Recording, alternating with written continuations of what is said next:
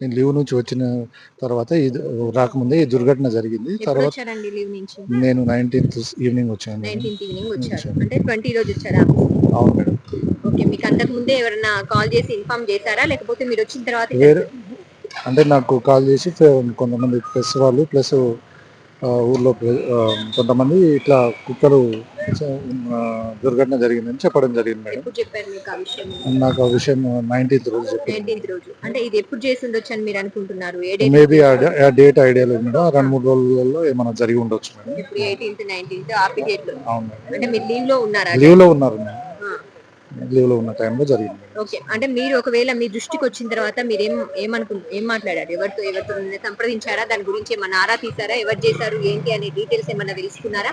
అది గుర్తులేని వ్యక్తులు చేసినట్టు చెప్తుర్రు మేడం. హ్మ్. అటువంటి వ్యక్తుల గురించి నేను ఫర్దర్‌గా పిఎస్‌లో ఫిర్యాదు చేస్తాను. ఇప్పుడు అంటే